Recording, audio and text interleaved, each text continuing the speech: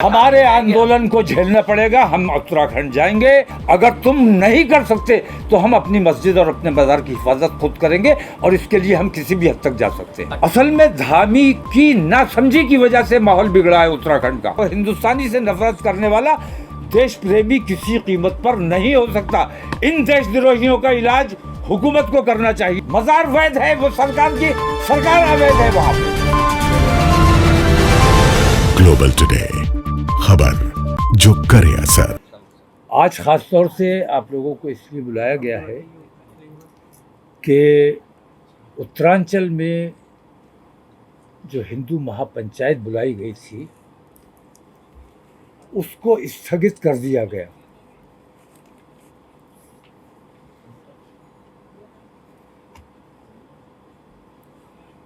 मेरा इस सिलसिले में कहना ये है कि उत्तरांचल में जो कुछ हो रहा है वो पूरे हिंदुस्तान में ये लोग दोहराना चाहते हैं।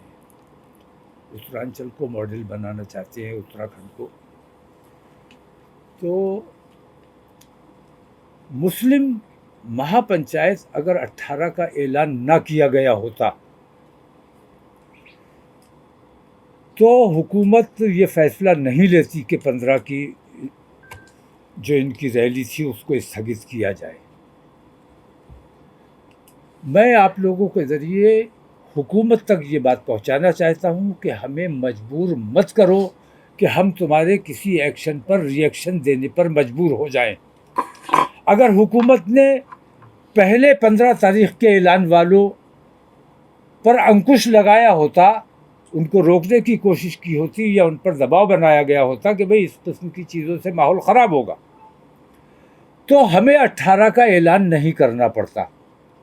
और अगर हम 18 का ऐलान नहीं करते तो हमें यकीन है कि 15 का प्रोग्राम इनका ये स्थगित नहीं किया जाता, इस पर पाबंदी नहीं लगाई जाती। जिस तरह आपको याद होगा कि धर्म संसद हो रहा था जगह जगह और 20 लाख मुसलमानों को कत्ल करने की बात की गई थी और हमने अपने 20,000 लोगों को जमा किया था और कफन बांध के लोग आए थे। उसके बाद इन लोगों पर एक्शन लिया गया। अगर वो एक्शन पहले ले लिया गया होता तो हमें कफन बांध के सड़कों पर नहीं आना पड़ता। तो मैं कहना ये चाहता हूँ कि हुकूमत को सही वक्त पर फैसला लेना चाहिए। इंतज़ार अगर करते हो कि दूसरा पक्ष फैसला ले, इससे किसी भी दिन माहौल देश का ख़राब हो सकता है। हम अपने देश में अफरा तफरी का माहौल नहीं चाहते। हम किसी भी बात का जवाब नहीं देना चाहते। हम अमन और भाईचारा बना के रखना चाहते हैं। उत्तराखंड में जो कुछ हो रहा है, कितने मज़ारात शहीद कर दिए गए, कितनों को चिन्हित कर दिया गया, और अभी कलियर शरीफ के एक मज़ार को भी नोटिस दिया गया है। उसकी भी आज तारीख 15 कल गुजर गई। तो अगर वैध और अवैध की बात है तो हमारा कहना ये है कि आपके हाथ में हुकूमत है, आपके हाथ में ताकत है, आपके हाथ में इंसाफ है। बेईमानी मत करो। 1921 के नगर पालिकाओं के हर ज़िले की नगर पालिका में वो रिकॉर्ड मौजूद होगा।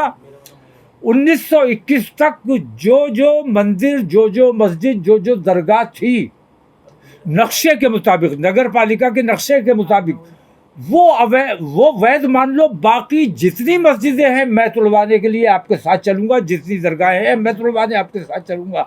लेकिन आपको, हुकूमत की ये जिम्मेदारी है कि ऐसे तमाम अवैध मंदिरों को भारतीय जनता पार्टी के लोग तोड़ें। अगर वैध और अवैध की बात है तो इंसाफ सबके लिए बराबर है। तो सिर्फ हमारी चीज़ों को अवैध करार दे देना और उन पर निशान लगा देना या उन्हें नोटिस दे देना या बुलडोज़र चला देना, ये अब किसी कीमत पर बर्दाश्त नहीं किया जाएगा।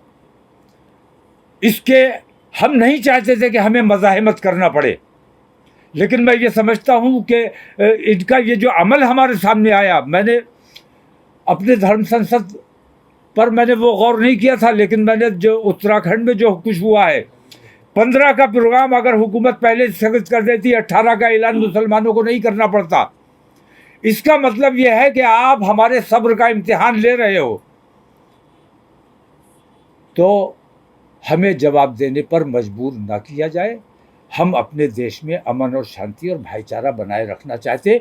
वो हिंदूवादी संगठन, उन पर आम हिंदू को गौर करना चाहिए कि वो हिंदुओं के हितैषी है या हिंदुओं का नुकसान करने का काम कर रहे हैं।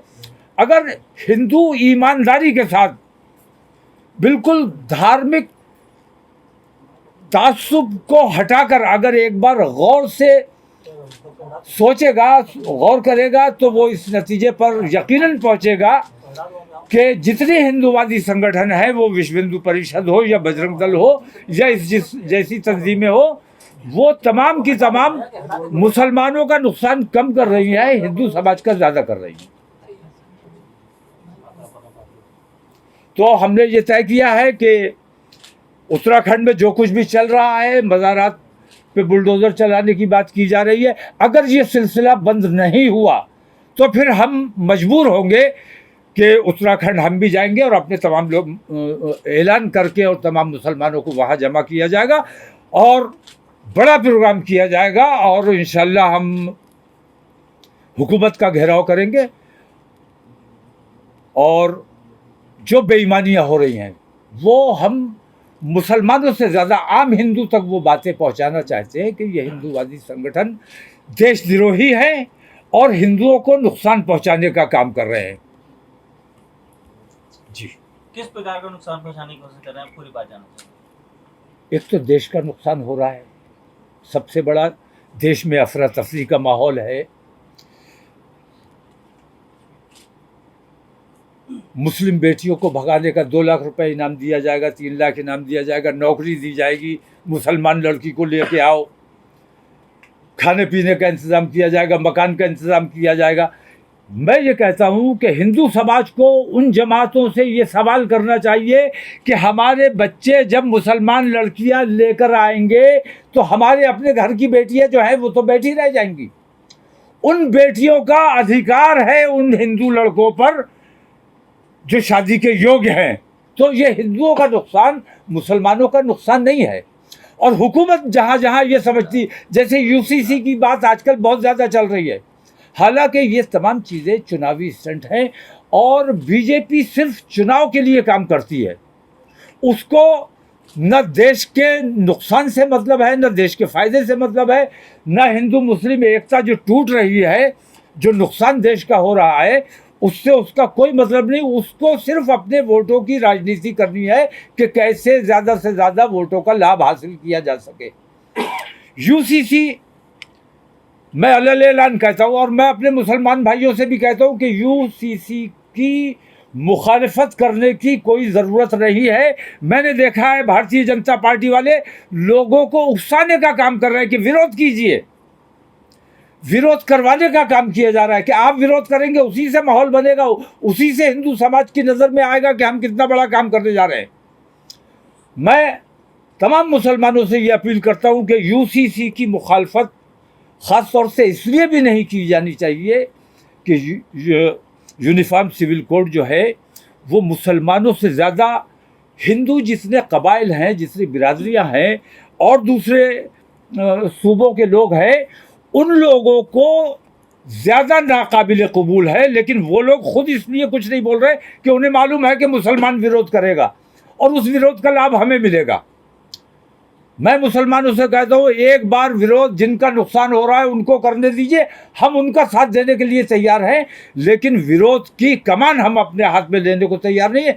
जिनके धार्मिक या सामाजिक जो रस्म रिवाज होते हैं उनको ठेस पहुंच रही है, उनको नुकसान हो रहा है, उनको आगे आना चाहिए और उनको इन चीज़ों का विरोध करना चाहिए। मुसलमानों से मैं अपील करता हूं कि यूसीसी का विरोध बिल्कुल ना किया जाए।